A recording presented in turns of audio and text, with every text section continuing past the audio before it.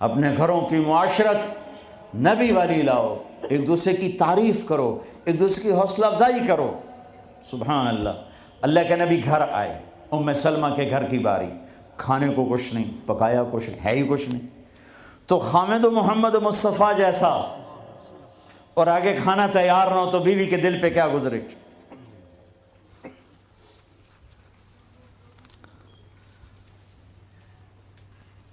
آپ نے پوچھا ام سلمہ کھانا کھانے کو کچھ ہے؟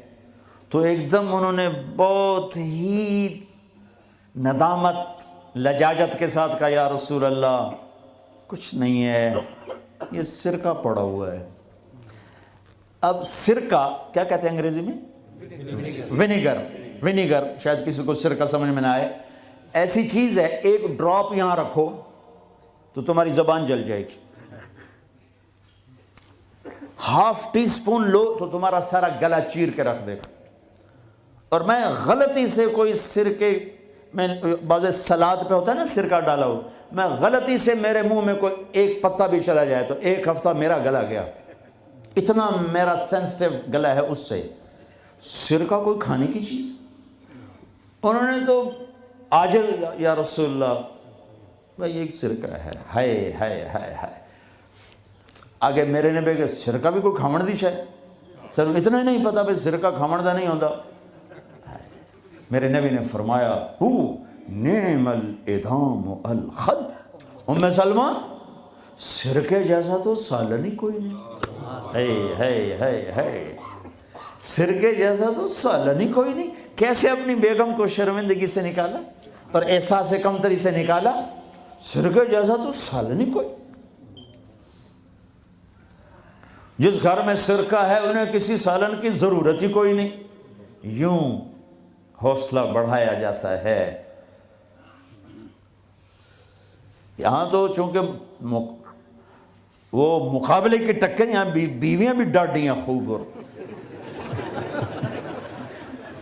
تو یہاں تو ان کی اپنی کونسلز بنی ہوئی ہیں۔ تو میں مسلمان عورت کو کہتا ہوں، چونکہ یہ میری بات آگے جا رہی ہے، آپ میرے سامنے بیٹھے ہو، ایک دوسرے کو عزت دو، برداشت کرو۔ میرے نبی نے فرمایا بہترین مسلمان وہ ہے جو بیوی سے اچھا سلوک کرتا ہو، اور بیوی سے فرمایا میری شریعت میں سجدہ ہوتا تو بیوی سے کہتا خامند کو سجدہ کر۔ بہترین صدقہ اولاد کی تربیت ہے۔ پورا گھر میرے نبی نے نقشہ بنایا، ہر ایک کی قیمت بتائی۔ ماں تیرے قدموں تلے جنت، کہ کاش میری ماں زندہ ہوتی، تم دیکھتے میں کیا کرتا، میں عشاء کی نماز کے مصلی پر ہوتا، میں سورۃ فاتحہ پڑھ رہا ہوتا، ادھر سے آواز آتی میری ماں کی محمد، تو میں نماز توڑ کے کہتا لبیک اماں جان۔ باپ کا تیرے جنت کا دروازہ ہے، باپ تیری جنت کا دروازہ ہے، کھولنا توڑنا نہیں، کھولنا توڑنا نہیں۔ توڑ دیا تو جنت میں نہ جا سکو گے۔ سب سے بہترین مسلمان جو بیوی سے اچھا سلوک کرے، سب سے بہترین عورت جو اپنے خامند کی منشا کو دیکھے۔ پھر آپ نے ایک عجب بات فرمائی جو معاشرے میں بہت بوجھ بنتا ہے جس کا، ہاں بھائی تمہیں ایسا صدقہ بتاؤں جس سے بڑھ کے کوئی صدقہ نہیں، تمہیں ایسا صدقہ بتاؤں جس سے بڑھ کے کوئی صدقہ نہیں۔ انہوں نے کہا جی کیا؟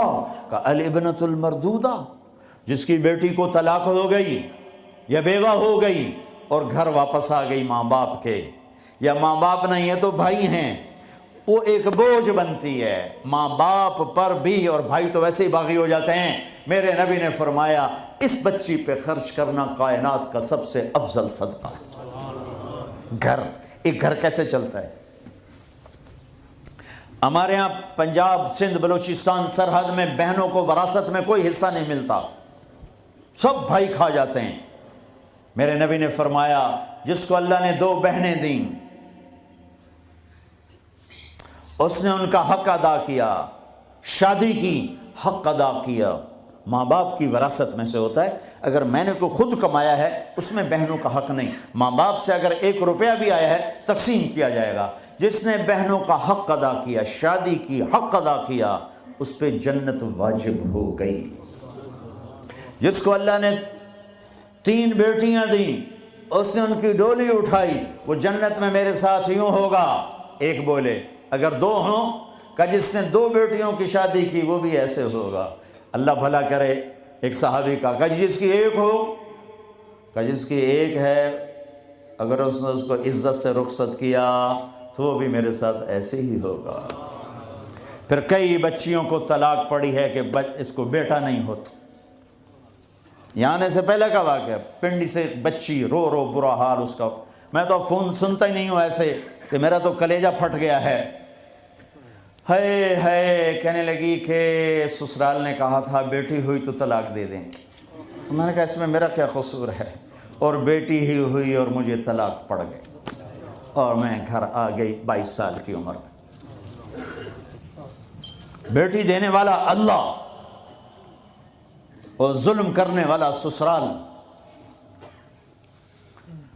میرے نبی کو اللہ نے بیٹے دے کے اٹھا لیے. قاسم اٹھا لیے, عبداللہ اٹھا لیے, ابراہیم اٹھا لیے. 4 بیٹیاں دی, 3 زندگی میں اٹھا لی. زینب, ام کلثوم, رقیہ, تینوں آنکھوں کے سامنے چلی گئیں. فاطمہ سے نسل چلی. آپ نے فرمایا لوگوں کی نسل بیٹے سے چلتی ہے, میری نسل میری بیٹی فاطمہ سے چلی. اس لعنت کو دھویا. عورت کا کیا قصور ہے اگر اس بیچاری کو بچیاں ہو رہی ہیں؟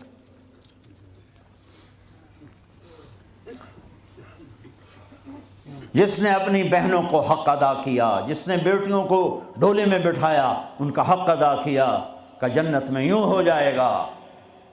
بہنوں کو دینا اتنا ضروری ہے, حرام ہو جاتی ہے روٹی.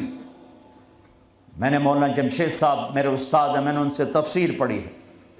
میں ایک دن شہد کی بوتل لے کر گیا, پرانی بات ہے 76-77. میں نے کہا حضرت یہ ہدیہ ہے. فرمایا کہاں سے لائے ہو؟ میں کہا میرے اپنے باپ کا ہے. فرمایا تیرے باپ نے اپنی بہنوں کو, تیرے باپ نے اپنی بہن یعنی میری پھوپھیوں کو, تیرے باپ نے اپنی بہنوں کو زمین میں سے حصہ دیا تھا؟ یہ سوال کیوں کیا؟ 10 روپے کی شہد کی بوتل تھی اس وقت, کہ اگر دیا تھا تو یہ میں لے لوں گا, اگر نہیں دیا تو پھر یہ حرام ہے, میں نہیں لوں گا. یہ مطلب تھا. تیرے باپ نے بہنوں کو حصہ دیا تھا؟ میں کہا جی اللہ کا شکر ہے میرے باپ کی بہن ہی کوئی نہیں. 2 بھائی, ساری زمین 2 بھائیوں کی, 2 بھائی. میں نے کہا جی اب موجہ ہی موجہ, بہن تھی کو ہوتی تو کوئی نہ دیتے. پھر کہنے لگے اچھا تیرے دادا نے اپنی بہنوں کو زمین میں سے حصہ دیا تھا؟ میں کہا جی اس لیے میں جمعہ ہی کوئی نہ ہوں. اتنی ریسرچ کے بعد ایک شہد کی بوتل قبول فرمائی. بیٹیوں کو دینا اتنا ضروری ہے.